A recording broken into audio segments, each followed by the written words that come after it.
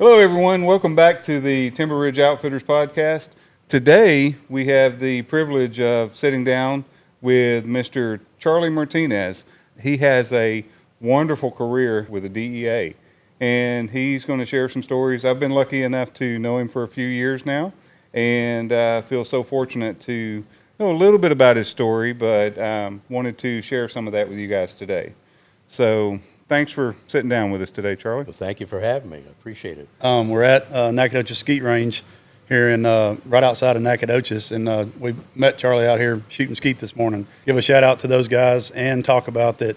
You need to stay tuned till the end of the video, because at the end of the video we are going to give something away, and you don't want to miss that.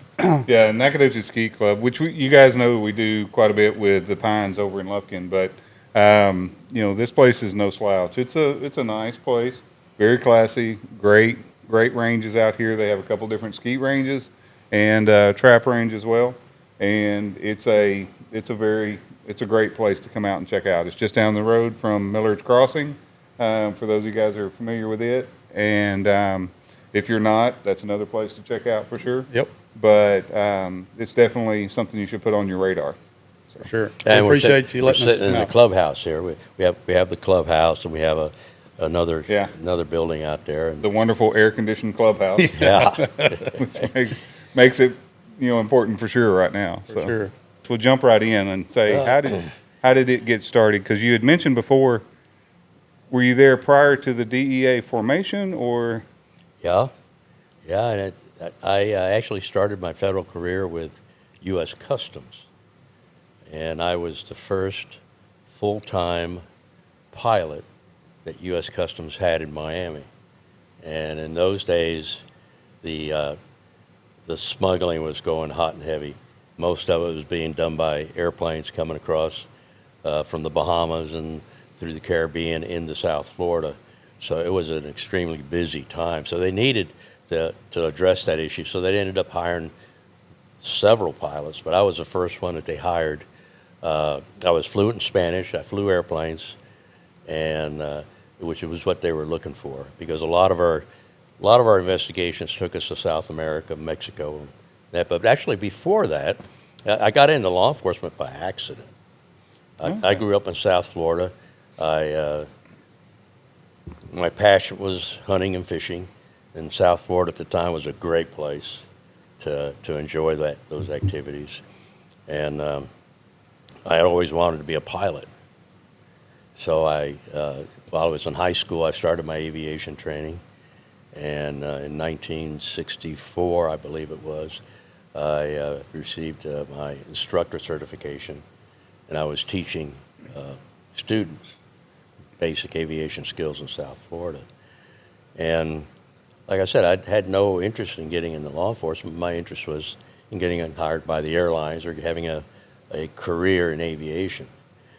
And that went on trying to find a job for several years. And then by chance, it was actually my father who directed me in the direction of U.S. Customs. He had heard that they were needing some Spanish-speaking pilots for their new air interdiction program, which they were just getting started with. So when I went and I interviewed with him, I said, I had no idea about ever thought about getting into law enforcement. He said, no, you're perfect. You're a perfect candidate. You're exactly what we're looking for. So long story short, they hired me.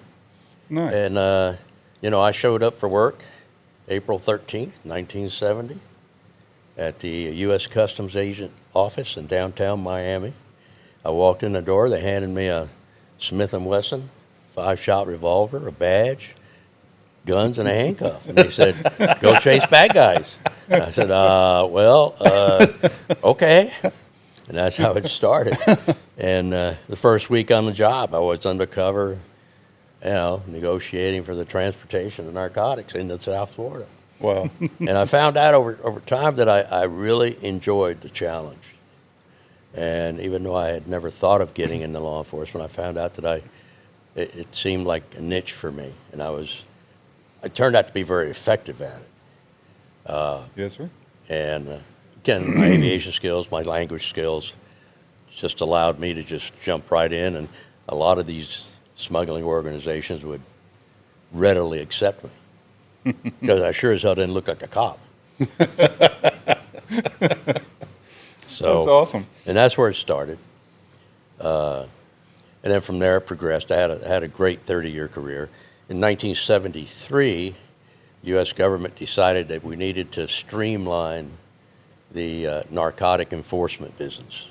So instead of having all these separate agencies that had jurisdiction over narcotics, they formed one agency. That was supposed to be the answer to the problem we were having, where multiple agencies had jurisdiction, they had information, but we weren't communicating with each other, we weren't working with each other.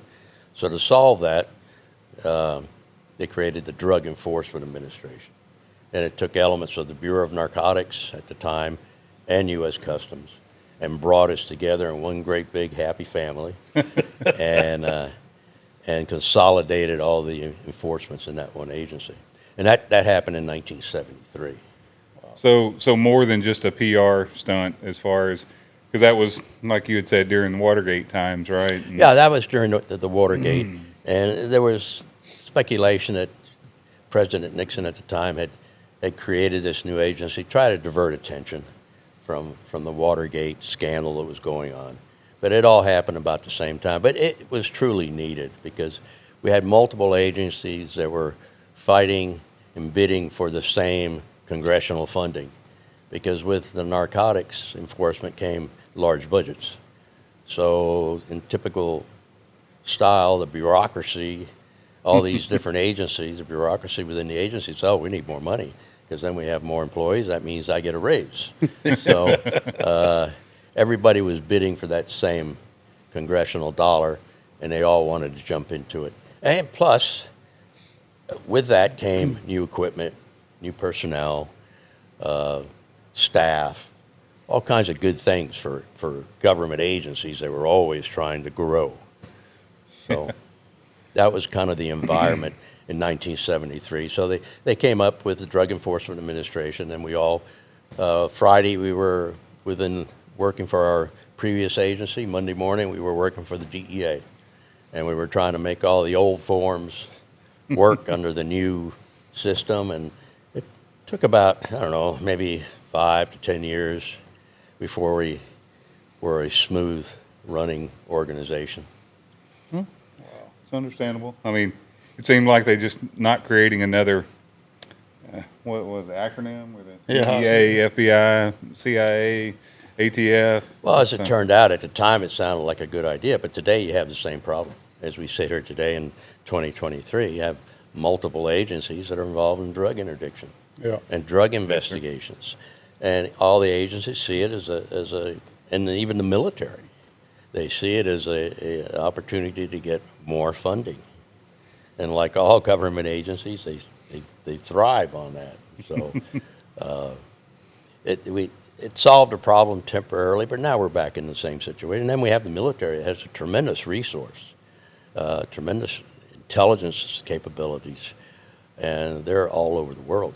At the time, we had about, when I retired in 1999, we had about 3,000 DEA agents all over the world. Yes. So you'd go overseas, and each embassy would have a DEA agent assigned, and maybe one or two, depending on the size of the country and the activity in the area. If you went to Thailand, we had several agents there. If you went to South America, the same thing there. But 3,000 agents to cover the whole globe is not a lot of agents. Not. And in 1973, I started in Miami. Miami was a hotbed. Those were the days of the cocaine cowboys. Literally, the cocaine was the big #1 narcotic that was being utilized here in this country. And it was coming from South America. It was coming through Mexico. It was coming out of Cuba, if you can believe that. They were involved in it for a while, which isn't really well known, but they were involved in it, and through the Bahamas. So we were an office. When I first reported in 1970, we had 15 agents in the office. In 3 years, we grew to about 135. And that may not seem like a lot, but that's a lot when you're trying to all head in one direction, so to speak. Imagine. Well, at least you were a little more specialized because of the aviation side of it. Oh, absolutely, So, because everything was being moved by airplanes out of South America. now I have to tell a little silly story on myself, just because it was, I don't want to say envy, but I applaud you on the aviation side of it. When I was a kid, I had, I guess I was in the 5th grade. We had to do a project, and I've always been fascinated with flying, with airplanes and stuff. And I created what then I thought was going to be my future for All Britain Airlines, and even had our own logo and business plan and stuff. As a 5th grader, it seemed pretty awesome, but didn't quite work out. But I always had that little thought of Aviation is a very fickle lady. It goes up and down. It runs in cycles. It's really hard to make a full career out of aviation for many reasons. But it's like you, when I was very young, I remember my parents taking me to Miami International Airport, and we would sit at the end of the runway and watch the airplanes come in. And I always wanted to get as close as we could to the end of the runway because, boy, they'd come across. You see the flames coming out of those big radial engines, as they throttled back, and you hear them backfire every once in a while. They come roaring in, and they come right over the top of you, and then smoke when the tires hit the runway. And I was like 6, 7 years old. And ever since that, I had always had a desire to get into aviation. So And, did you learn to fly? You said you did that before the DEA, right? Or Oh before yeah. I started when I was in high school. Oh, okay. There was a flight school, American Aviation, at the Tamiami Airport, which is now the main campus for Florida State University in Dade County, Florida. But I would work part-time there after school, and they would pay me part in money and part in put into an account that I could use for my flight training. Oh, cool. But back then, you could rent a Cessna 150 for about $30 an hour. But when they're paying you, $2 an hour part-time, it takes a while. But Yeah. that's how I started. So I had a background, and I would work in the shop. We had an engine overhaul shop, and I got a chance to spend a lot of time there rebuilding engines. So I got some really good experience and knowledge and learned it from the ground up. And the rest of the time I was putting gas in airplanes. And then and that's where I studied my basic aviation there, and then I became a flight instructor, and that's where I was teaching. So I'd be in the back, changing oil on an airplane, and my student would come in, so I changed my shirt, washed my hands, and now I'm a flight instructor. I'd be out on the flight line. So it was a good way to get into aviation. I think I really benefited from that because you learned it. It wasn't just pure, flying. And I actually learned aviation, not just flying. yes, sir. Well, knowing the mechanics of what you're dealing with, makes a big difference as well. Absolutely, particularly as an aviator. An aviator, it's not just flying, but it's understanding the machine, knowing what to do when something breaks, knowing what doesn't look right, it needs attention. That's what makes aviation safe. Yes, sir. So I benefited a lot from that experience during my high school years. That's awesome. I had a good buddy I used to work with. He was a helicopter mechanic, and he said I learned something one day. He said I was finished doing the maintenance on a helicopter, and he said a pilot came up to me and said, "Hey, we're good to go." And he said I didn't answer the question just with a lot of confidence. But he said, I said, "Yeah, it's good." And he said, "All right, well, come fly with me." And he was like, "Wait a minute, let me check one more thing."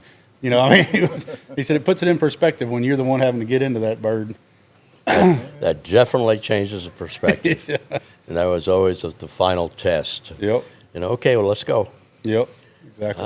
Wait a minute. Let me double check the torque on these, cylinder nuts before we take off. So, but that's how I started in aviation, and I always had a love for aviation from very young, as I said. And then that's what gave. I was not successful in finding an opportunity as a career as a commercial pilot, because I happened to get into it at a time when there was a lull. Unlike right now, the current situation where there's a shortage of pilots. At the time that I got into it, there wasn't a shortage. And I got into it because I loved it and I wanted to do it, not because I was made an intelligent choice in a career that was going to make me rich. You know, I did it because I loved it, and that's what I wanted to do. There wasn't much more, planning than that. And so for 2 or 3 years, I was looking for a job, and I tried some ventures, you know, moving freight, moving cargo, the normal stuff that young aspiring aviators try to do. And then the opportunity came to work for the federal government. And I said, because of my dad's encouragement, I went and applied and surprisingly was hired. It just so happened that they were needing somebody with those skills, Spanish speaker, young pilot. Well, as you talk about the Cocaine Cowboys and the different things as far as of that era and that time, most of that pretty much carried all the way through into the early to mid 80s, right? Oh, yeah. Because it's the same. When I grew up, you know, one of the things I can relate to, of course, is Miami Vice, right? One of the greatest, not the movie guys that came out recently. Then we're talking about the original TV show. Well, I always wore socks.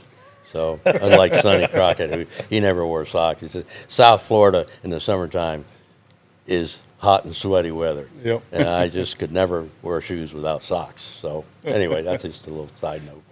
But go ahead. It was pretty fascinating. And the speedboats, the planes, the cars, and I can just imagine how and the real life aspect of it is really more exciting than the movies and the TV programs because it's real life. Yeah. You know, what you see on TV is just that. It's entertainment. But it's all based on real life stuff. And South Florida during that time was a very active place for narcotics and smugglers. It was a very dangerous place. We had the highest homicide rates for about 3 or 4 years in a row. When the Cocaine Cowboys would come into town, they'd go to a shopping center and they'd run into a rival gang. Not by chance, this was planned. And, you know, everybody'd bring out their small submachine guns and hose everybody down, bad guys and the mom with her baby just going shopping that afternoon happened to get caught in a crossfire. Or they'd knock on somebody's door, and after, you know, one target, but there was 6 or 8 people in the house, all 6 or 8 people were killed. And this was done with, you know, on a regular basis there. And that's where they got the term the Cocaine Cowboys. It was like the Wild West. And that's the way it really was. We had... as you know, in the, I guess, early 70s, when you started out there, was there a particular group that was worse than others, or a particular organization, or was it just multiple organizations?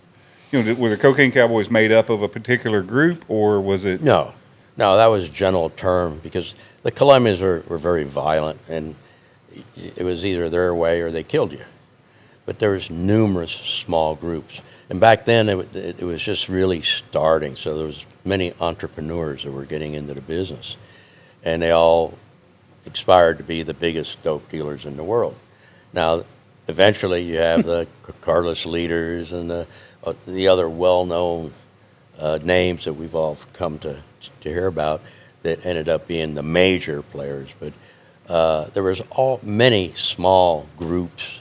You know, it could be like 3 of us decided, well, we're tired of working, so we want to make, let's make $300,000 next weekend.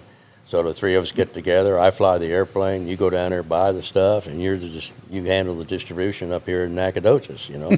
and that was an organization. Wow. So you go from that, and they could be just average, regular people who were just trying to make money. And then you go from that to the other end, where you had the really cold-blooded, ruthless killers that didn't know anything other than, violence. And that's how they dealt with anything. So you had everything in those and everything in between. And so in those days, the majority of our efforts were undercover efforts. We would infiltrate the organizations and identify through that process, we would identify the members, both on the supply side, the distribution side domestically, and then the transportation side. Well, as a pilot, I was always in the transportation side. So, and the benefit with that is you show up, you meet these people, say, I'm a pilot. I says, okay. And he says, I fly airplanes. That's all I do. I don't smoke the stuff. I don't sell it. I don't snort anything. I just fly airplanes. Okay, that's cool. And so once you gain their confidence, then you start learning about the organization, and you identify all the players, and you develop your probable cause, and you're basically, we're always working towards being able to present a prosecutable case.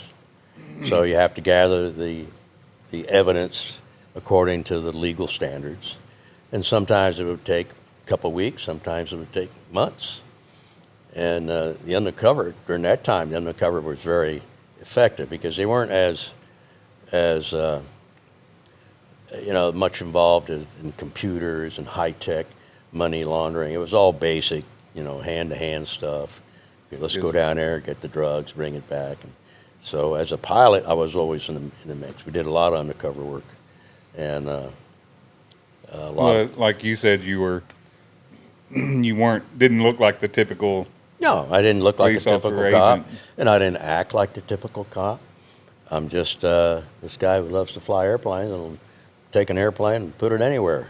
I did see a couple of pictures of you back in the time. Yeah, I used to kinda be look like I used to be skinny and good looking, and a lot younger. Yeah, yeah. I don't know. I think Abe might, your beautiful wife Abe might have a. My adult question. supervisor, my lovely spouse, is here with us today. Yeah, off camera, but yeah, she.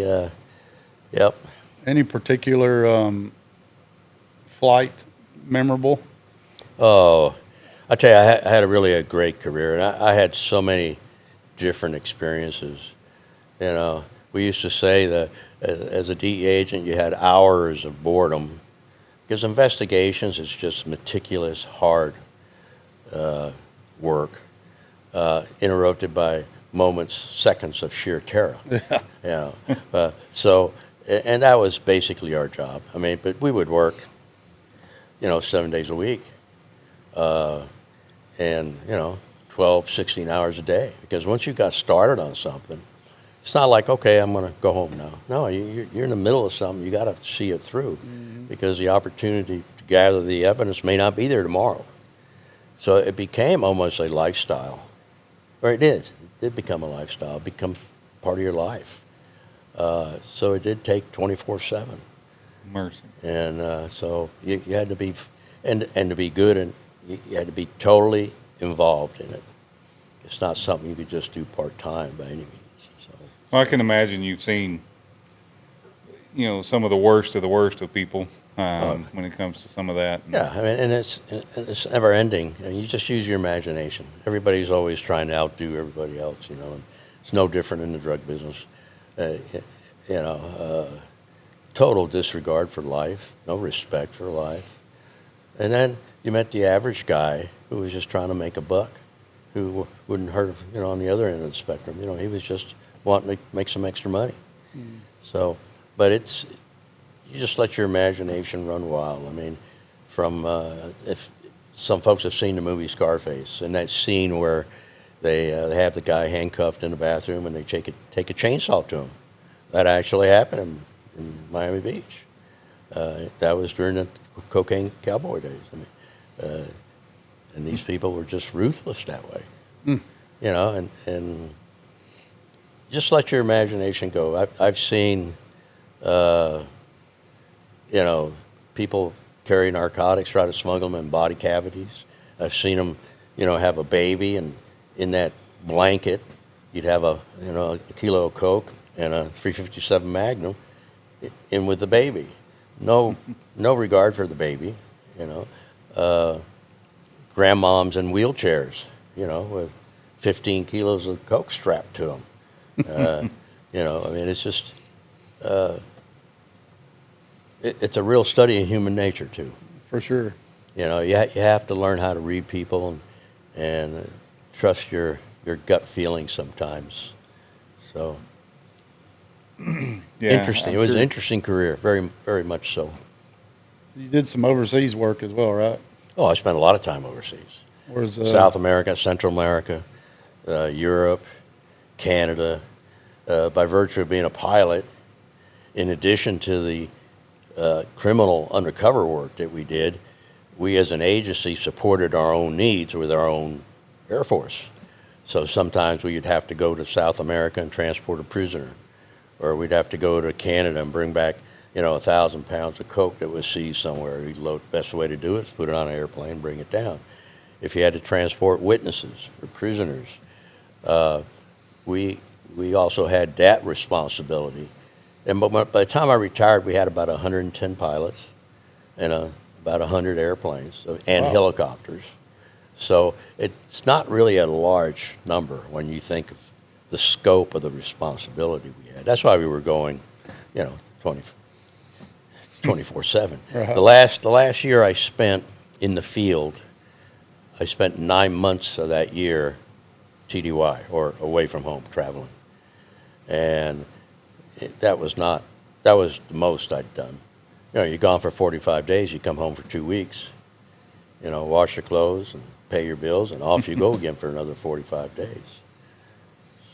Wow. So, Well, I know, and we'll touch on it in a little bit, but I know that in the later part of your career, you did a lot of the threat assessments for buildings and stuff like that, right? yeah, well, say you want to go buy 10 kilos of Coke. Okay, well, you have to bring money to buy the Coke. In that process, we all did it. We were involved in assessing the threats in the environment that we were working in, and how do we protect the money, the government money that we'd actually use. We show up with a suitcase full of money, $500,000 and hundreds and twenties, and you had to protect that because in those days the rip-off, as we called it, was not uncommon. Where they say, yeah, we got the dope, bring your money, we'll sell it to you. Well, you show up with your money, but there's no dope. There's 5 guys in the back room with guns. They're going to take your money. So we were always very conscious of that. And as a result of that, we always did threat assessments of facilities and locations. And it was just part of our actually daily routine. Yes, sir. So we did it kind of common. I mean, it was just normal stuff we did. We didn't think of it as any kind of specialized skill, but it was, because you had to anticipate where the threat could potentially be. Mm-hmm. Yes. Well, I've had the chance to, which I think it's actually still on my DVR. The show that you did, it's been a few years ago now, but the one with No Man Left Behind with Yeah. National Geographic, I guess. And the History Channel did one also. And History Channel did it prior to that. Did a right? 1-hour documentary on that incident that you're referring to, where I was kidnapped and they played hide and seek with the bad guys in the Colombian jungles. Well, it was extremely interesting, and for those of you who haven't seen it, you can check it out. You'll be able to find it out there on especially the No Man Left Behind episode. The Columbia Vice, I think is what. Yeah, it's a Columbia Vice. six-part. It's a six-part series that the National Geographic did, and it featured different survival stories. There was 5 military-oriented episodes, and myself and my partner Kelly was the 6th, and the series was called No Man Left Behind. Our particular episode was called Colombian Vice, and it went through and talked about the incident where I was in Cartagena, Colombia, was kidnapped, and there was an attempt on our lives, and we managed to survive and get back home. Okay. Well, we can tease it a little bit. They can watch it, but let's talk a little more into it because we'll have people already interested in it. So I know you've told the story a few times, probably more than a few times, but Yeah. but so at what year was that? It was in 1982. At the time, I'd been an agent almost 13 years. I was a senior agent, and on this particular event, we were sent to South America to support an operation. And the name of the operation was Operation Tiburon, and that's a Spanish word for shark. But what we were trying to deal with was the era when they were loading motherships, large 200, 300-foot freighters full of marijuana and cocaine. And they would load these ships right there in broad daylight off the coast of Colombia and even down in towards Panama. And they would then bring those motherships towards the U.S. And before they got into U.S. waters, they'd have what we used to call the go-fast boats, the high-dollar speedboats that would all come out and meet the mothership. Well, because of international waters and jurisdiction, there wasn't much we can do with a mothership standing offshore, outside the U.S. waters. So it served several purposes. They were able to protect the bulk of their product, because if we were to pick up one or two of the go-fast boats, that was just a small percentage of what was in that mothership and what was coming into the U.S. And they were able to set up that distribution system, if you will, of getting it in the United States.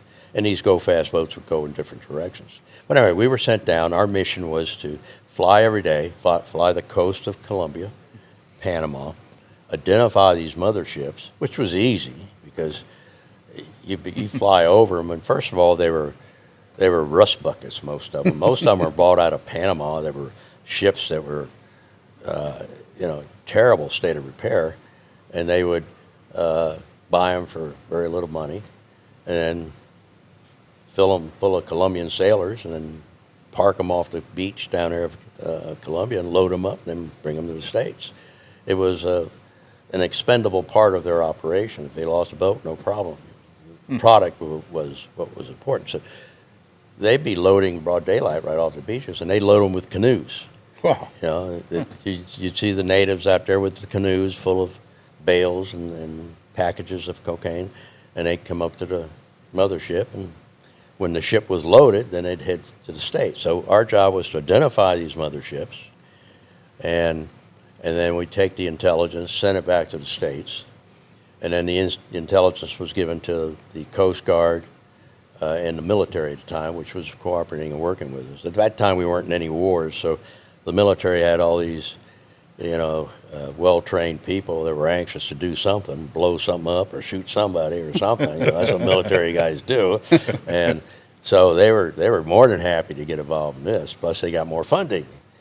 But anyway, we would send the intelligence back to the States, and then they'd distribute the intelligence depending on where the ships were moored. You could tell which direction they were going. They're going to go around the eastern side of Cuba or the western side, and then they would act on it and try to seize it before it got into the United States. So that was our mission, and it was a 45-day. It started out to be a 45-day mission, and while we were there, and our day was, we'd get up early in the morning, we'd go fly about 4, 5, 6 hours. We'd get back to the hotel when we were flying out of Cartagena, Colombia, which at the time was not really a hotbed of narcotics. It was more of a tourist town. So that was one of the better, assignments we had in a long time, because after about 2 or 3 o'clock in the afternoon, we were tourists. Oh, So, wow. Go hit the beach and hang out. And we would hang out on the beach and look at all the tourists on the beach, and it was really a good assignment. We never expected that there would be anything hazardous with it because we weren't interacting with bad guys. We were just flying our airplane and sending intelligence back.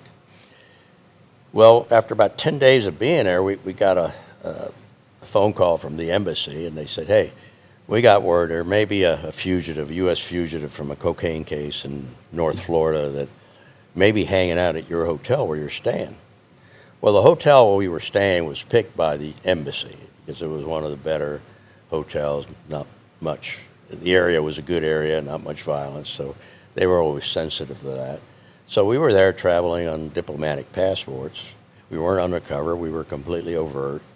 Everybody there knew we were with the U.S. Embassy. They didn't know we were DEA agents, but they knew we were U.S. government. So, but anyway, the embassy said, hey, we've got a line on this fugitive. and we think he might be living at the hotel where you're at. Said, can you check around and see if you can find out if he's there? So this was kind of a sidebar to what we were supposed to be doing there. So we, and again, my partner at the time, Kelly, didn't speak any Spanish, so he was looking to me for the language capabilities. But so I went and met with the manager of the hotel. Says, hey, do you happen to have a guest here? His name is Rene Benitez, which was the name of the fugitive. And they didn't get right back to us. He says, well, I have to get back to you. We'll check with you. And a day went by, and a couple days went by. I went back. The second time I went back, there was a different guy there who claimed to be the manager of the hotel.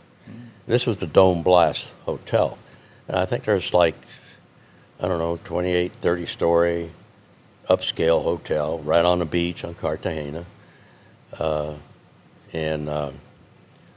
The second guy I went to talk to said, no, I'm the manager, and you know, how can I help you? And I told him, I said, we're with the embassy, and we'd like to check, see if this individual is staying here. And again, I was told, well, we'll get back to you. And at that point, I started to get a little concerned. I was thinking about what was going on and their reaction, and all they had to do was go check the register and figure out whether he was there or not. And so it was a simple request, and simple thing. So about the second day, I told Kelly, I said, you know, Kelly, there's something going on here. I'm getting some really bad feelings about this. And we're kind of in a vulnerable position here because we weren't allowed to take weapons on this trip to Colombia.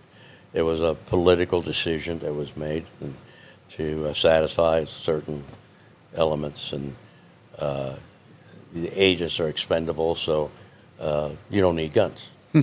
So we were unarmed, and our rooms were on the 22nd floor of the hotel. And on the night of the 10th of February, or the morning of the 10th of February, right after midnight, we get a knock on the door. And I'd already told Kelly before this, says, you know, I'm feeling really uneasy about this. And when you start getting those feelings, you need to act on them because there's a reason for it. Whether it was the mannerisms of the people in the office, something hit me wrong. But so anyway, the morning of the 10th of February, we get a knock on the door. And you know, I'm sound asleep. So my partner Kelly comes in and says, hey, somebody's knocking on my door. We had adjoining rooms. Gotcha. Which made it into a nice suite. We were going to be there 45 days, so it was comfortable. So there's somebody banging on the door. So I wake up, I go out there, and I said, who is it? I said, it was the Colombian National Police. We want to talk to you. 12:30 at night, you know, this isn't normal. Well, we have to talk to you right away. I said, that's not normal either. So I told Kelly something ain't right. So I went back to my room. They had been knocking on Kelly's door. Like I said, we had an adjoining room. So I went back to my room, and I opened my door and looked down the hall.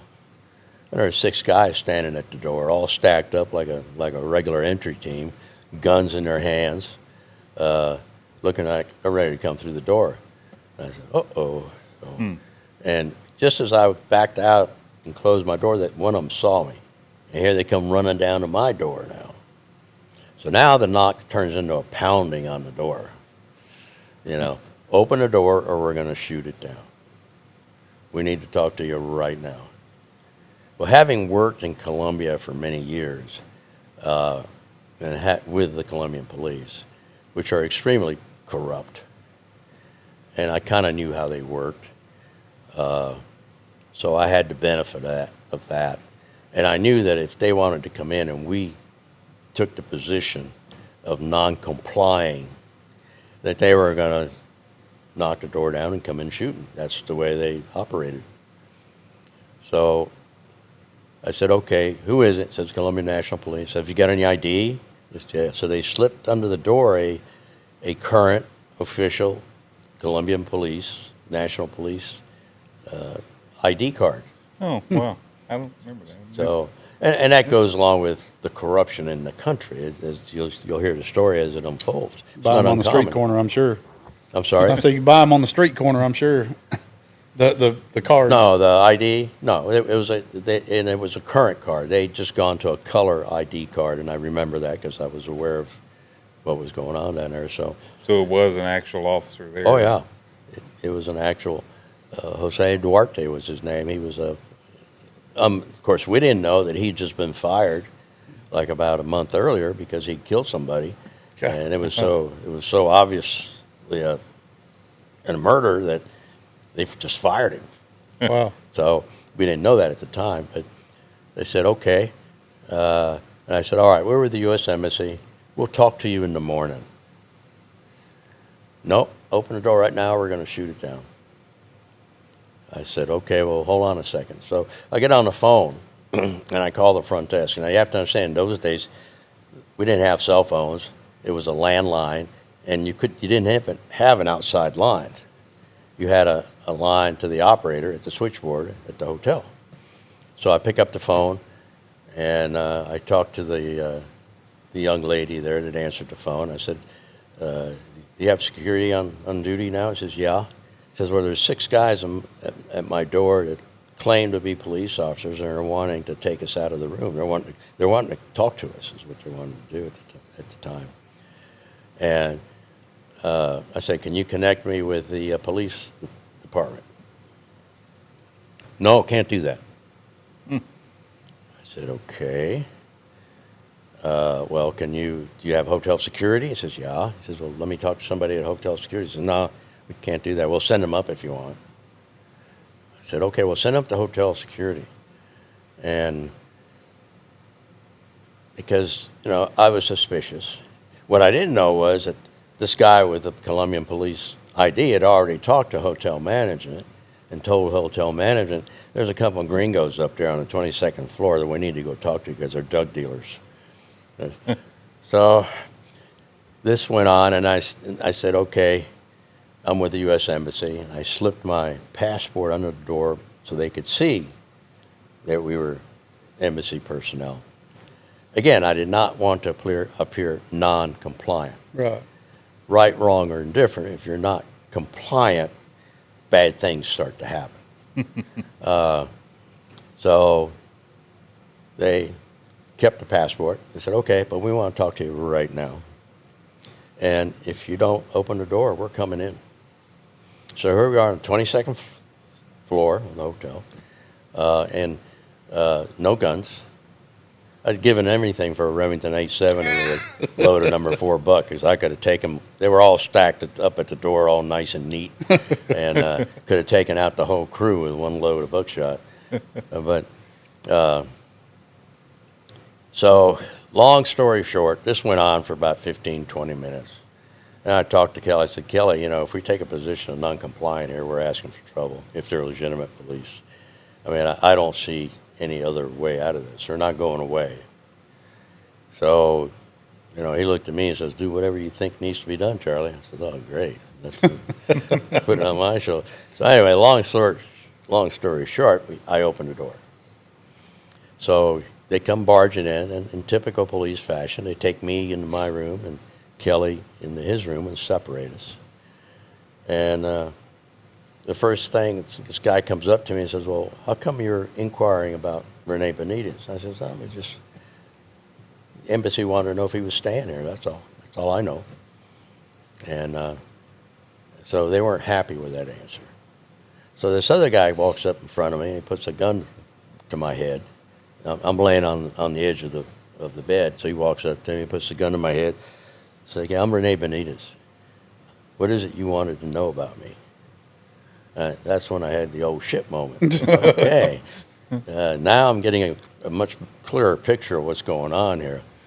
And what happened was somebody in the hotel management alerted Benitez, so he showed up with 5 of his buddies. And I thought for sure we were in for at least a beating. And I said, well, I got nothing else to say. I'm with the U.S. Embassy, and I'm not going to say anything else. We'll come down to the police station in the morning and talk to you tomorrow. He said, nope, we're leaving right now. So they take us out of the room at gunpoint, and there was 2 more bad guys in the stairwell that we were in. There was about 8 of them. So they walk us out of the rooms and take us to the elevator, down the elevator, through the lobby, guns drawn, and all this time I'm trying to figure out, okay, this is looking worse and worse here, and we need to do something.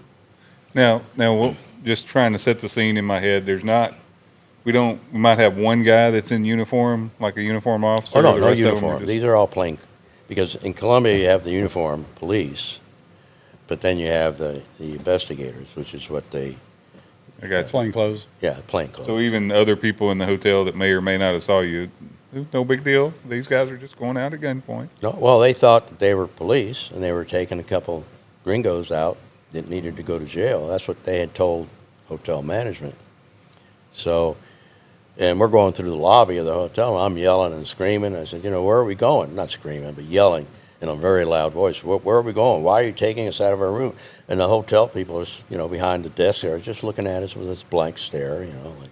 God, no. Okay.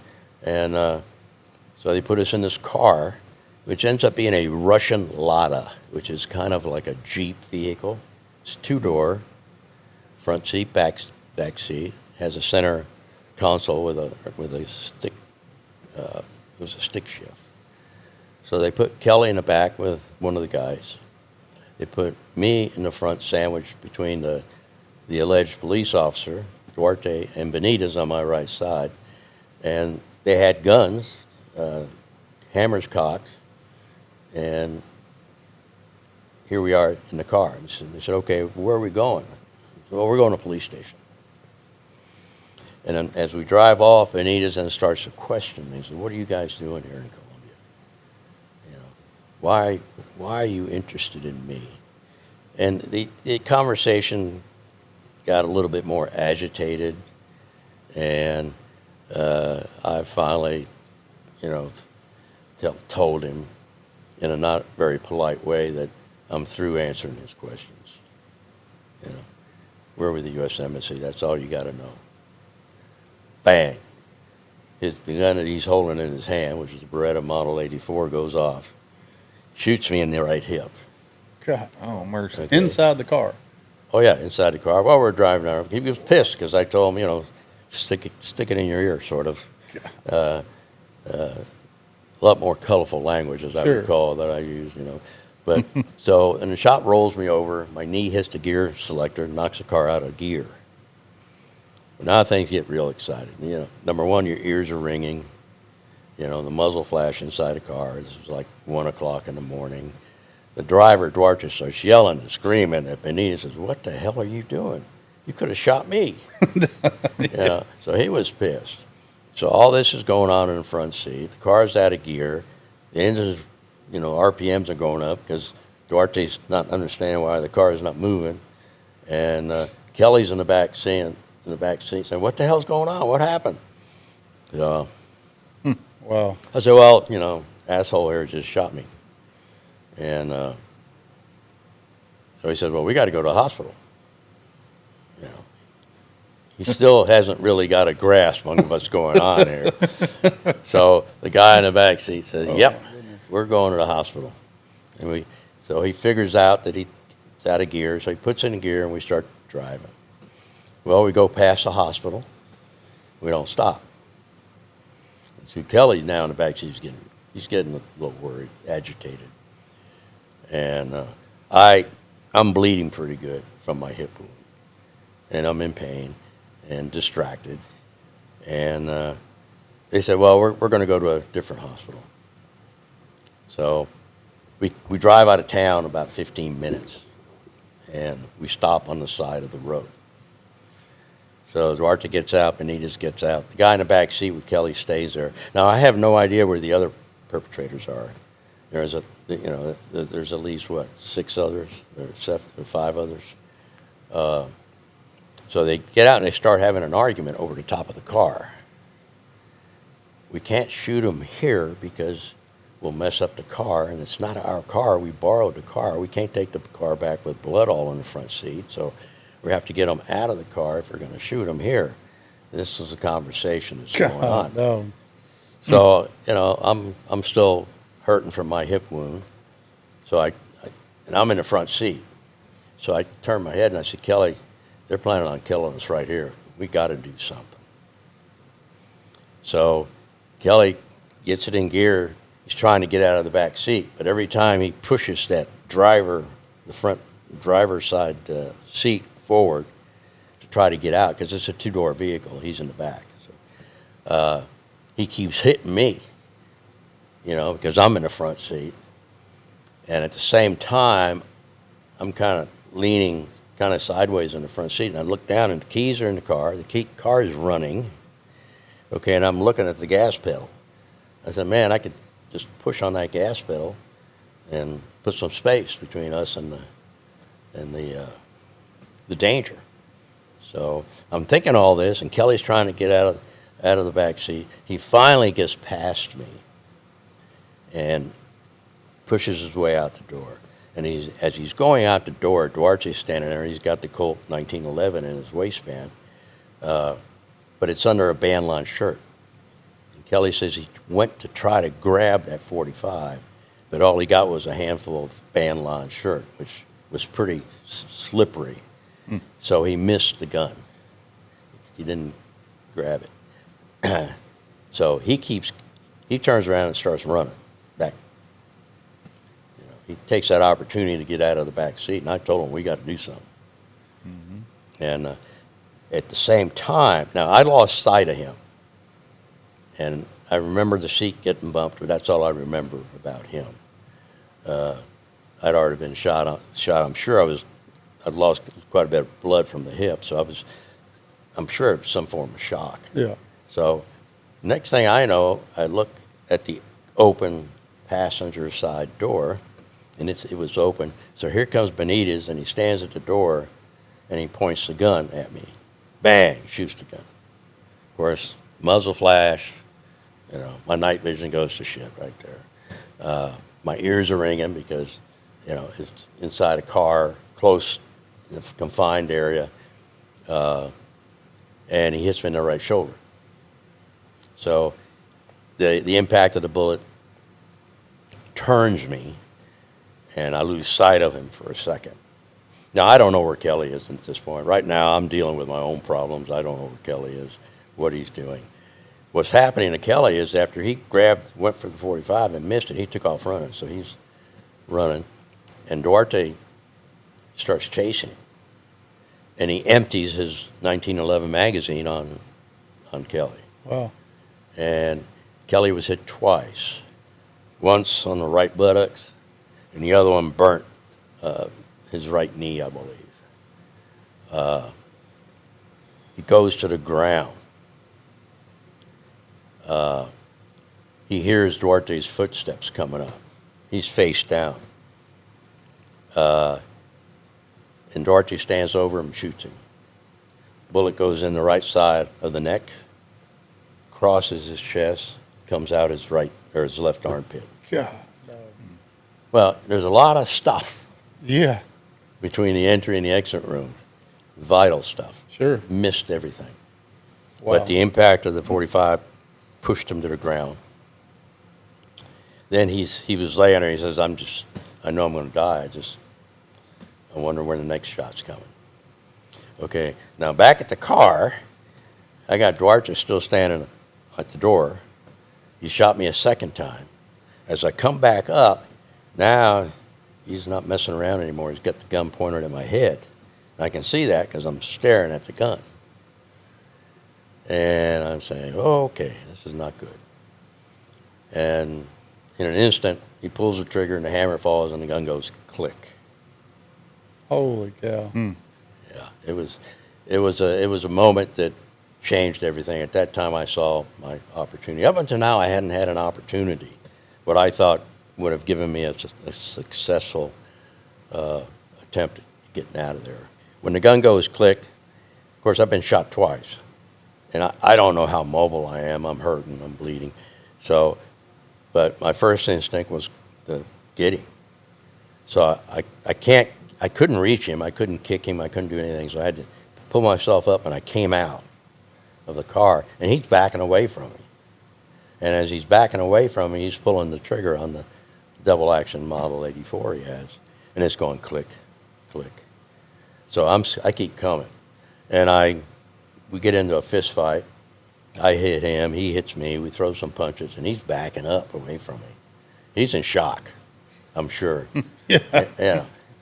For several reasons. Number one, that I'm coming at him, and number two, that his gun didn't work. He didn't know how to clear it. He had no idea how to clear it. So Luckily. I pushed him. I'm sorry? Luckily. Yeah. Right. It was, again, we get proficiency with handling handguns. You got to be proficient if you're going to survive these things. 100%. He wasn't proficient, and he had old ammunition in the gun, I'm sure. But so we're throwing punches. I push him around to the back of the car. I throw a punch, and then he catches me, and turns me. And now I'm looking at a barbed wire fence, and I'm sitting there now. Now I'm starting to think. Now I'm becoming more aggressive. Going to survive this. How am I going to survive it? I see the barbed wire fence. I said, I need to leave here because coming to a gunfight with no gun is not a good idea. So when he hit me and turned me, I just took that momentum, hit the barbed wire fence, and I got over it. I don't remember how I got over it. I do remember I got a couple of chunks of skin or meat missing out of my hand where I grabbed a wire, I guess. So, and as I get on the other side, that's when I hear the 6, 7 rounds that were directed at Kelly. It all happened all at the same time. Yeah. It takes a heck of a lot longer to tell the story than what it actually, like most things, it happened in seconds. A lot of these life-threatening situations only take seconds, and you react. You don't really have a chance to think about it. So I heard the shots, and I know they're not coming my way. So I said, hell, they killed Kelly in the back seat of the car, because that's the last place I remember seeing him. It was in the back seat of the car with the other guy with a gun. So that's what came to mind. But I said, I got to get out of here. So I turned and I took off running. It was now, I don't know, 1:30, 2 o'clock in the morning. We had a full moon that night, but it was cloudy. So the moon would come out, then it'd be dark, and then it'd come out again. And so I take off running. And I go to where I see a tree line, and I don't remember how far it is, but I take off running. I don't know how I could run. Shot once in the hip, but I was able to. And I hit the tree line, and it's actually a drop-off at the tree line there. There's a creek down there in the bottom, so I end up, fall jumping out over the edge and hitting the ground and rolling. And so I had a white polo shirt. I took it off, buried it right there quickly. And then I had my watch, which had an aluminous dial on it, and I took it off, put it in my pocket. And I said, okay, I'm going to double back towards the car because these guys are coming after me. So I'm going to do what they don't expect. So I went back towards the direction of the car, inside that tree line. And then I stopped. And I laid down. And it was real steep going down to this creek. So I had to use one of my legs to prop against a small tree to keep from sliding down. That's how steep it was. I said, I'm just going to hide here. They're not going to look for me here. They're going to go past me. And sure enough, here they come. They go right past me, further into the tree line, looking for me. And I can hear them talking to each other. Where is he? He's over here. No, I saw him. He went in here and looking for me. And I was laying there, and all of a sudden I feel this warm sensation from my spine. It's coming out, expanding up the back of my shoulders, around my neck. And what had happened, the place that I decided to lay down was a fire ant pile. Oh my goodness.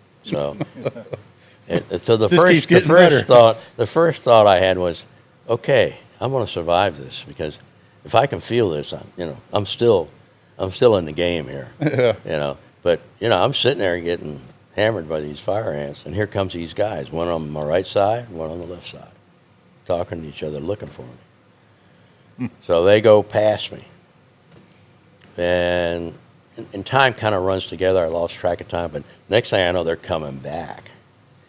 So now I'm saying, okay, if they run into me here, what have I got to use as a weapon? So a rock, anything. They came by me, never found me. Went back to where the vehicle was. So now I take off, go downhill. There was a creek down there, low crawling, cross the creek and go for a couple hundred yards, low crawl. Take my belt off. I cinch up my hip to stop the bleeding. It did stop bleeding. And then I just laid there trying to listen, trying to figure out what's going on.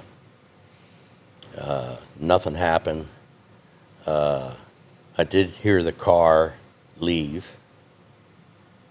And then I said, okay, I got to find a better spot. So low crawl it. I forget how far it is, a couple hundred, another 300 yards, whatever it was. Found me a place. Did the Rambo thing, covered myself all up with leaves and dirt, and laid there. And about 3:30 in the morning, I hear somebody calling my name from the road, and it's Kelly, my partner. What he had done when that 45 through the neck took him to the ground, Duarte figured he was dead. So Duarte left Kelly and came back looking for me, helping Benitez look for me. And that's the two guys that came by me. Well, Kelly, when he's figuring, okay, you know, I want to get shot again, he realizes the guy left. So he gets up and he takes off running. He runs about 3 miles to this little bitty town. God, no. And when he gets to town, he goes to a church. He figures somebody there should speak English because he doesn't speak Spanish now. So he's got 2 wounds. He's bleeding. He's hurting. Goes to the church. The priest there did actually speak a little English. So he gets a doctor. Kelly says, no, I don't have time to be treated. We got to go find Charlie. And he's back there on the side of the road someplace because he lost sight of me after when he took off running. The last thing he remembers, I'm in the front seat getting shot. So the priest gathers up the doctor and a policeman. And they get in their little car and they drive out to the scene where we had stopped, and the scene of the incident there. And that's when he gets out of the car and he starts calling my name. Charlie. And I said, oh, man, cool, okay. Cavalry showed up. And then I said, whoops, wait a minute. I just heard 6 or 7 shots. I thought for sure he was dead. I was very surprised that it was him calling my name. Mm-hmm. I said, well, I can't respond because, you know, the bad guys may have captured him. Not captured him, but tortured him. And they're using him to smoke me out. So I'm not going to answer. So I didn't respond. He keeps calling my name, Charlie, Charlie. And I'm laying there wanting to respond, but I said, no, I don't think I'm going to right now. I want to see what happens. Then he stops, and I don't hear it again. Next thing I know, the car is driving away again. Something's not right. I figured if it was a search party, they'd have flashlights, they'd have several people, you'd hear some noise, you'd hear something. Nothing, quiet. And so I stayed in my hiding spot. What had happened is that when Kelly came back, he gets out of the car and he starts looking around. He calls my name several times, and then he runs into Rene Benitez coming out of the timber with a gun, and still a gun in his hand, and tries to shoot Kelly. Oh, wow. But the cop intercedes, gets between Kelly and Benitez, and tells Benitez to put the gun down. And he's got a hold of Benitez's hand. If you listen to Kelly tell the story, he says the cop actually saved his life because grabbed Benitez's hand, pushed it down, then he turned to Kelly and motioned to Kelly to get gone. So Kelly takes off for another 3-mile hike. Oh, wow. Another 3-mile run in the jungles of Colombia on a beautiful evening. So he heads back to the With bullet wounds. same town. So, and of course, I'm not aware of this. All I know is that he was calling my name, then it stops. Okay, so then I figured, okay, But fortunately, you didn't come out because, I was suspicious.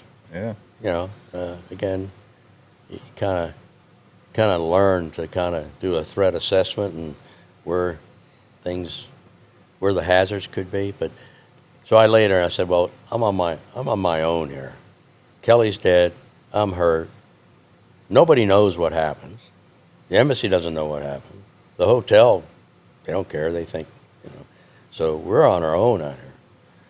So right before daylight, I said, okay, I gotta get out of here. I gotta do something. I can't hang out here because my wounds, I'm bleeding.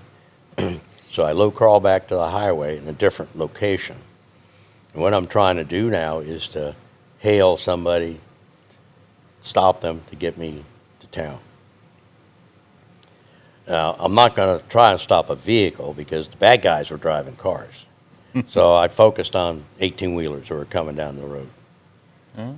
Now, unbeknown to me, this highway was well known for truck hijackings. Oh, God. So the trucks weren't stopping. You got to see, I'm here with no shirt. I'm covered with blood and dirt and mud. My pants are blood-soaked. And I'm trying to stop a vehicle or a truck because anytime a vehicle came by, I'd run back into the ditch and hide. So, because I figured the bad guys could still be out there. Okay, so I'm here. I'm trying to get a ride. Hail a vehicle stop. The trucks aren't stopping, and I'm not wanting to stop at the car because I don't know. Maybe the bad guys are still in the car, so looking for me. So here comes a cab. And there's this young man, about 18 years old. He's driving a cab. He stops. And he looks at me and says, what the heck happened to you? I said, well, I was involved in a traffic accident. I didn't want to tell him what happened. Because if I tell him what happened, he doesn't want, I'm sure he won't, would not want to have anything to do with me. So I said, I was involved in a car accident. I need to get back to town. Can you give me a ride? I said, sure. He says, where do you want to go? Well, having worked there, I knew that the least corrupt organization in Cartagena, where this all happened, was the Navy. The Navy had a reputation for being more on the up and up than anybody else, surely more than the police. And I sure wasn't going to go to the police station. Police officers just tried to kill us. So they take me to the Navy base. So he takes me to the Navy base. He stops at the front gate, and there's a couple guards there. And I get out of the car, and again, no shirt, covered with blood. Terrorists are very active there during this time. So they're very guarded, very careful. So I come up to the front gate, guns pointed at me now, again. Again. And they said, who are you and what do you want? They were suspicious of me. I told them I was an American assigned to the U.S. Embassy. There'd been an attempt to kill us, and I need some help. Okay, well, they weren't buying that shit. So they took me and put me in this little room, and a little small interrogation room, if you will. And I was there for about 2 hours. And they finally had gotten through to the U.S. Embassy because at the U.S. Embassy, nobody shows up before 9 in the morning. Now, I had gotten to the Navy base right at daylight. It was just starting to break light, so it set the situation up. It took a couple hours before anybody would answer the phone at the embassy. And when they did, they confirmed the fact that, yeah, he's a U.S. citizen and he's assigned to the embassy. At that point, the whole attitude changed. Now they were trying to be helpful. So they took me into the Navy base to the hospital, where a couple of the doctors there started to take care of me. And they, a funny point here is they took some x-rays of me and they forgot to take my hospital gown off. And the guy comes in with the x-ray and says, this bullet, the shoulder wound was okay. It was clean through. It entered and exited. But the hip wound they were concerned with because they said, here it is. There's the bullet. And it was right in my lower intestines. Oh, jeez. And I'm saying, I'm not gut shot. I promise you I'm not gut shot.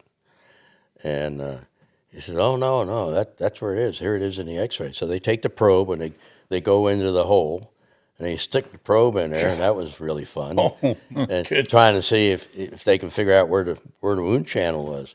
And they couldn't get past the hip bone, the actual socket.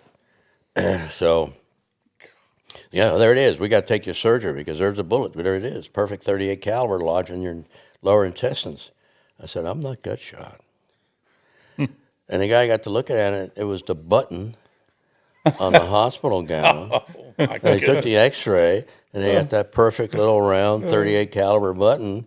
And the guy was getting ready to cut me open. There at the operating table. Isn't that worse than the bullet? I said, man, these things are going from bad to worse here. So while I'm in the hospital there, after they sorted that out, I said, no surgery for Charlie. And I get word there's we had a consulate in Barranquilla, Colombia, not an embassy. Our embassy was in Bogota. So when we showed up, when they got word, the consulate from Barranquilla drove over to Cartagena, and he told me that Kelly had actually run back to town the second time, and he got on a bus that was full of workers going to Cartagena that morning to start their day. And he took the bus to the Hilton Hotel. He figured if anybody in Cartagena could speak English, it would have been somebody at the Hilton Hotel. So when they saw him, they were, aghast and said, God, you need a doctor. Kelly said, no, I just, they tried to kill us and die. He said, well, you need a doctor. So they took him to the hospital. And so he's in a hospital recovering from his wounds. And I'm at the Navy base and hospital recovering. And then later on that day, I guess about 11, 12 o'clock, they brought him over because they were concerned for his security over at the main hospital. Because to this point, at that point in time, we were still thinking it was the police that had tried to kill us. Yeah. And at the Navy hospital now, they called the local police. So in the hospital, the place is like full of Colombian National Police now, wanting to talk to me. I said, no, I'm not talking to you. Ain't interested in talking to you. I have nothing to say. And in fact, I don't even want them in my room. And the Navy guys, respected that. And what happened after that is they brought Kelly over, and he told me his story. I told him my story. And we were sitting there just shaking our heads, man.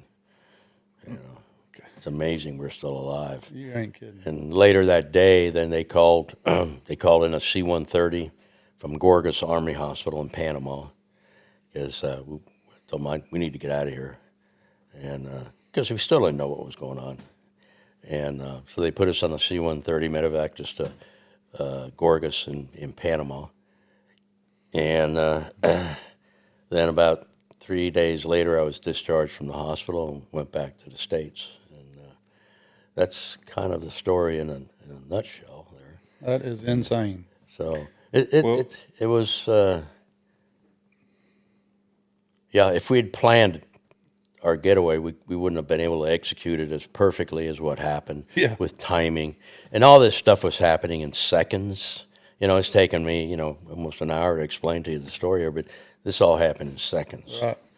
And so that's the story. Well, what about Benitez? Whatever happened with him? Do you know? Oh, that's another story. The Colombian National Police interviewed him, turned him loose. The U.S. tried to extradite him. The Colombians would not allow him to be extradited. But Mr. Benitez was not really the sharpest knife in the drawer, so he decided he wanted to come visit somebody in the States. Once he left Colombia, the protection that he was getting from the extradition treaties ended because he had left the country. So now he's back in the States. And he eventually went back to Columbia, and he was on probation. The probation officer called me, which was a friend of mine because he'd been in Miami and I'd worked in Miami. He says, "Hey, Benitez just reported, but I don't expect to see him again. I think he's gone." Now he became eligible to be arrested again. Well, what happened was he got a fictitious passport, went to Mexico. From Mexico, went back to Cartagena. I called the fugitive squad that we had in Bogota. Most large offices have a fugitive squad. Their only job is to locate fugitives from the U.S. that are living in country. And I told them the story. And long and short of it, he came back. They arrested him. Now, since he had left and come back, he no longer had the protection of the extradition treaty. So we were able to prosecute him and found him guilty. And at trial, he claimed that he had shot us in self-defense because we were trying to shoot him with no guns. So and that in itself is a long story too. That whole judicial process is just another example of how broken the judicial system really is. Duarte was coerced or tricked into coming to Guayaquil, Ecuador. He was actually a Venezuelan, so Colombia wouldn't extradite him. He hung around for 10 or 15 years and then was in the business of buying and selling stolen electronics. So we had a source of information that said, yeah, he goes to Guayaquil often. And we figured out, well, in Guayaquil, we have a good working relationship there, and they'll happily ship his butt back to the U.S. So we tricked him into coming to Guayaquil under the pretense that we wanted to buy some electronics. He shows up, he's arrested, and then of course, all this was planned, so we had a DEA airplane there, and right there on the spot, the Ecuadorian said, "Nope, you're an undesirable. We don't want you in this country. You have to leave by the quickest, most expeditious means possible." And we just happened to have a DEA airplane on the ramp with the door open and ready to go. So they put him on the DEA airplane. We brought him back. And once he got on the airplane, he was officially arrested, and he stood trial. And they were found guilty. Both of them here in the States? Yeah. Now, Duarte died in jail. Rene has come up for parole several times, and it's been denied. And there was, like I said, 6 other people involved. One of them we found dead in Miami. I got a chance to go to the morgue and identify his body. Again, another one of those disputes over drugs. And the other people, just over the years, I don't know where they've lost track of them. So. Yeah. So that's that story. So. It just blows my mind that y'all are able to still maneuver and do stuff with that many gunshot wounds. Well, just adrenaline. It's an education, in survival, in the human nature, human body. We were operating on, adrenaline for most of that night, and after the adrenaline stops, then you start feeling all the pain and all the aches, and your knees go weak, and you realize what just happened, kind of thing. But while it's happening, you're just getting busy trying to survive. Sure. And our training helped me through that. And a lot of it's just survival instinct, also. Sure. The fact that I turned around, backtracked, and they came right by me. Simple things like that made a big difference in our ability to survive. So, but that was just one small portion of my 30 years with DEA. So, well, that was one of the biggest events, right? So it was an event that changed my career.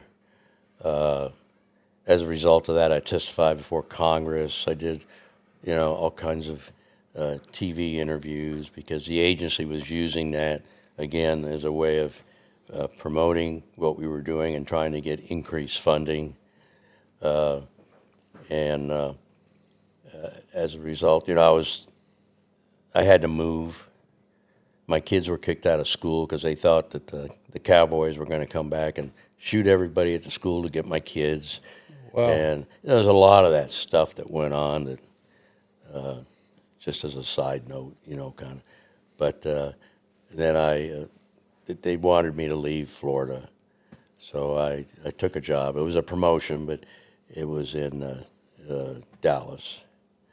So, and I was still with the aviation division. So then I took a management position with the aviation division. It was great because I could travel when I wanted to. And when I didn't want to, I was just way too busy with my administrative duties, and I stayed. So it was a good position, and and I traveled a lot. And I did a lot of the other, and I still worked in Europe and other places where we thought it was still feasible that I wouldn't be recognized. Right. But Well, that kind of leads to my next question about what are the thoughts, or how long did it linger there for you of looking over your shoulder or wondering if somebody's going to come, retaliation type deal? well, it's not something you turn on and off, because in that business, you're always alert. You're always looking to see things that are out of the ordinary, that don't look right. Even to this day, I go to Walmart. If I go to Walmart, somebody's walking up behind me in a parking lot, I pay attention, and stuff like that.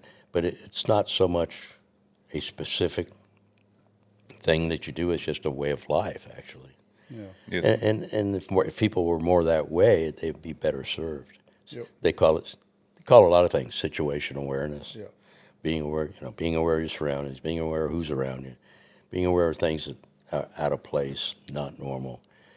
In the law enforcement business, that some people call it profiling, but we did that every day. Yeah. It was a significant tool that we used. It wasn't a bad word. It was a tool that we used. So, and that, because the job takes up so much of your life, it becomes a part of your life.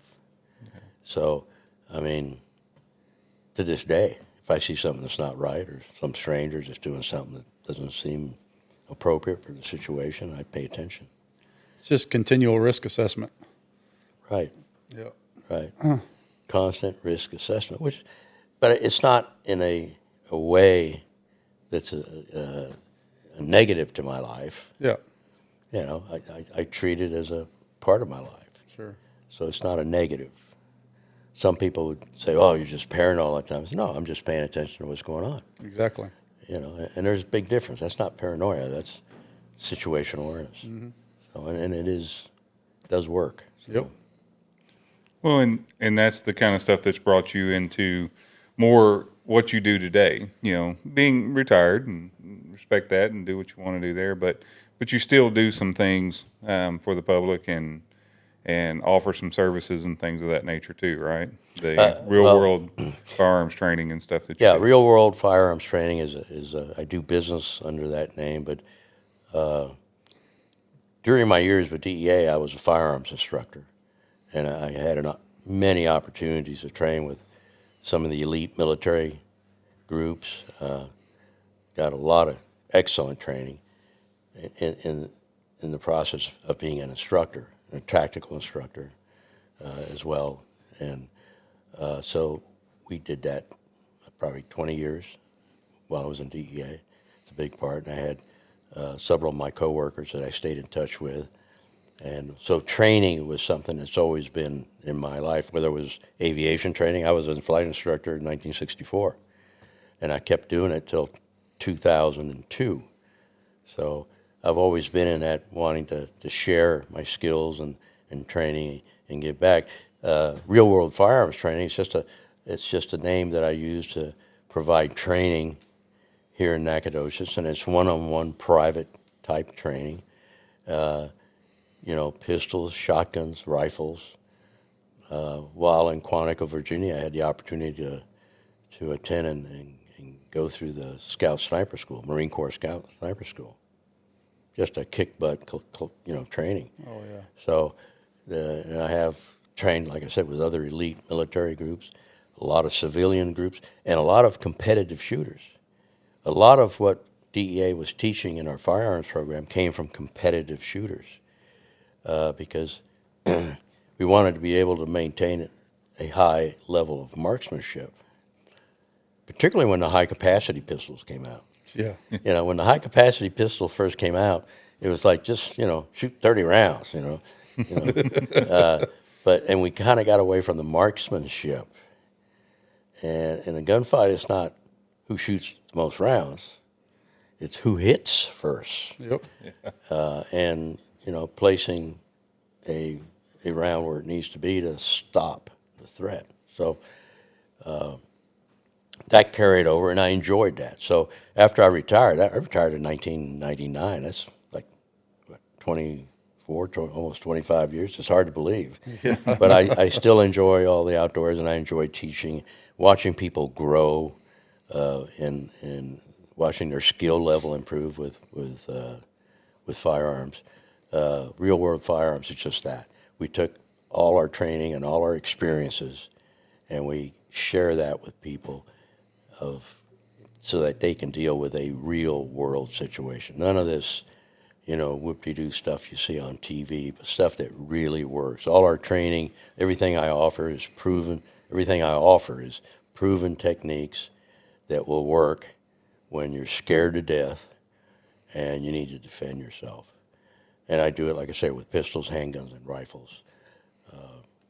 Well, I know that I got the opportunity to do a little bit with you, and did, hopefully yeah. do some more. And one of the things that I remember the most was just on a fact of how you were so focused, or making me focus on what's around. Not just the target, on making sure that I'm checking the situation and other stuff that's going on. So yeah, it's always important particularly because when you get in that high stress situation, your body and your brain does really interesting things, and your focus gets narrowed only to where you're totally, completely focused on the threat. Mm-hmm. But there could be a whole bunch of other stuff going on around you. So that was a big part of what we train. What I train is, not just a target, but situational awareness. Yeah. Be aware of what's going on around you. Don't just think about that one bad guy or that one gun. So, and that we build that in, and like I say, it's private instruction, one-on-one. I don't do it to make money, that's for sure. But it's very effective, and the stuff and that's works. something that we'll make sure that we have. You guys can always contact us, and we'll put you in touch, and we'll look at doing some links and stuff on the site as well. So, that'd be great to get in touch with you. Yeah. You're also something else that you ventured in, kind of goes hand in hand with Nacogdoches Ski Club. You've got a class that you've organized and put together for instructors, right? Yeah. Well, I've shot shotguns since I was about 6 years old. Our family did a lot of hunting, bird hunting, so shotguns have always been a big part. And I shoot skeet. We're here at the ski club. I'm a member of the ski club because I just enjoy it. And you constantly challenge yourself to be as good as you possibly can. And what we've done is we've got a National Skeet Shooting Association Level 1 instructors class scheduled in November, which we still have plenty of room in. If anybody's interested in improving their skills. Not that you're going to be teaching a lot, but in that process of learning the material good enough to teach, you become a better shooter. Sure. Mm-hmm. And so that's scheduled in November of this year. I know Duke with the 4-H over in Angelina County. He picked up one of the forms the other day and is going to enroll in that class himself, and because again, it's talk just to other people about it. You're constantly challenging yourself, wanting to improve, and that's just my nature. That's something I've always believed in. Yes, sir. One of the things that I really hate to hear is when somebody says, "Oh, that's good enough." Yeah. No, that doesn't work with me. You need to be as good as you can be. But this is for fun. We have a great club here. It's small. We have 2 ski fields, like you said earlier, but it gives me the not far from my house, so it gives me an opportunity.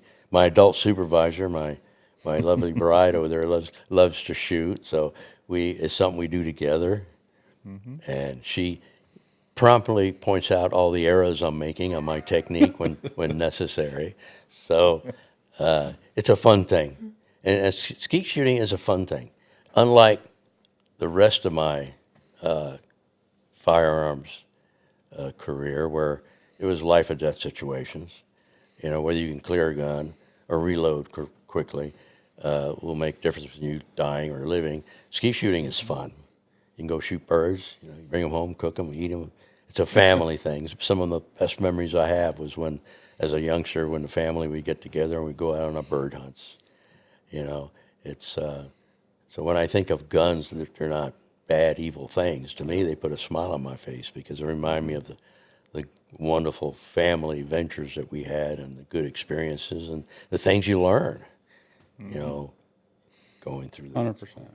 Well, it's all in how you would raise someone up, and they're tools. They're something that you Yeah, can but use. they teach so it's not responsibility, accountability. They teach commitment.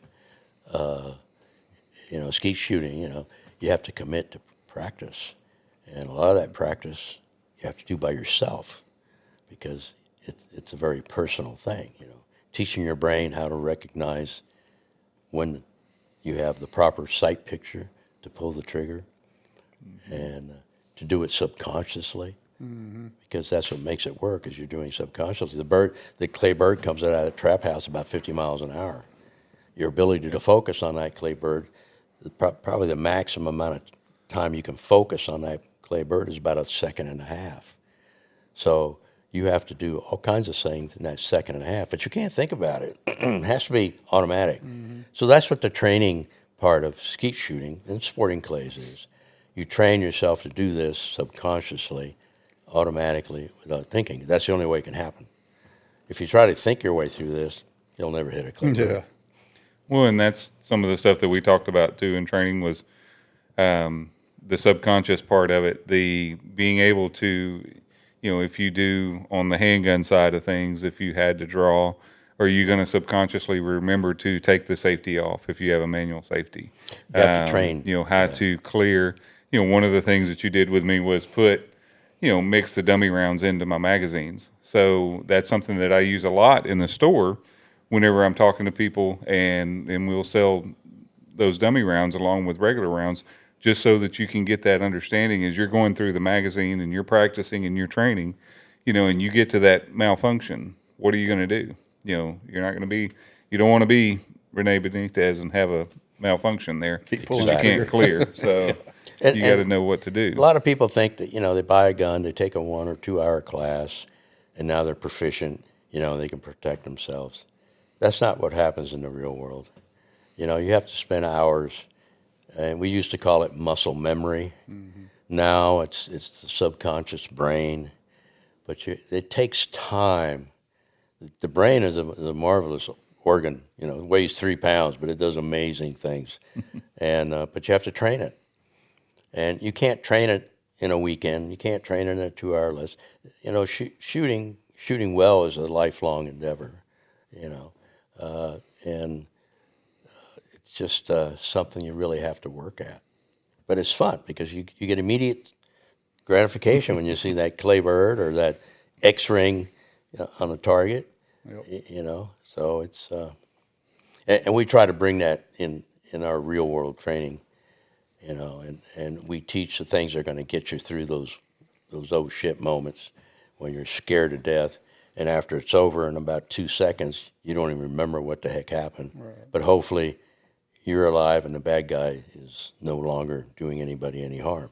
So. Well, I know another part of your real world training that I've seen that you've done is going to different organizations, different groups, churches and things to where you do the threat assessment to help them understand or their group understand what they might need to do or yeah, if you recall, we worked with a couple of churches.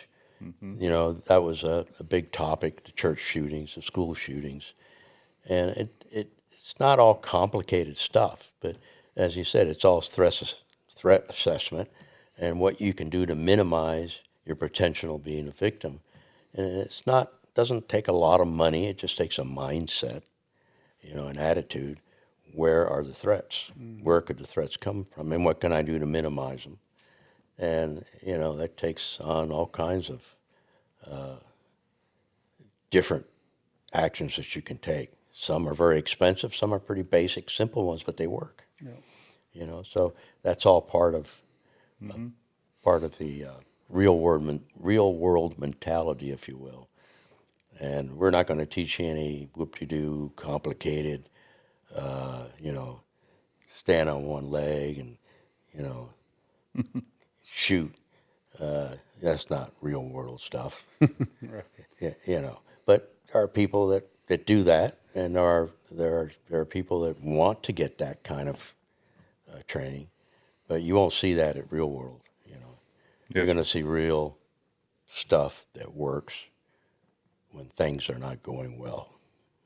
There's a lot of people that have well-trained people that can do those threat assessments. So it's out there, it's available, and I think everybody should avail themselves of that. And whether you spend a lot of money trying to devise systems to minimize your threat, or you just become more aware, all that works. So. Yes, sir. Well, I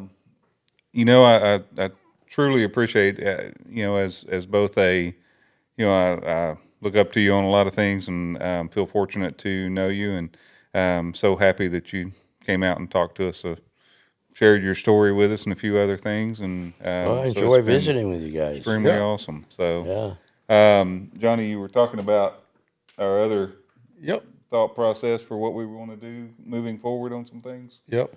So going forward, like I said at the beginning of the video, we are offering a giveaway today as well for those of you who like and share this video. And if you would put a comment in on it, anything that you like it, you don't like it, things you want to see more like this. I mean, we can't duplicate Charlie very easily, but we would love to invite him back and hear some more about other events later, if we can. But on this deal, we've talked to the Nacogdoches Skeet Range here, and we're going to give away a membership, a year membership out here. Somebody who we're going to randomly draw from people that like and share the video. These videos as we release them, so that you can see what is coming next, because there will be a lot more things given away in the near future for those of you who like and share. We've got some milestones we want to reach. We'll use Facebook as an example. We're just shy of 2,000 members there, so we want to reach some milestones on that, and we'll be giving away some really neat stuff for that, and we will announce that in the future. So stay tuned. And for those of you who are current members out here at Nacogdoches Skeet, what we're giving away will be good for your renewal. Yep. So we'll use that on the renewal. So either new members or current members, you get your renewal paid for. So just to be clear, we need you to like and share the video to be entered in the drawing. We'll be giving away some weekly drawings, and it all has to do with you guys that are going to support us and subscribe to our channel and like and share our videos. That's what truly helps us. That's what it's good for. And so we want to reward you guys that are willing to do that. So we really appreciate that, and look forward to handing out some merchandise in the future. So. Yep, for sure.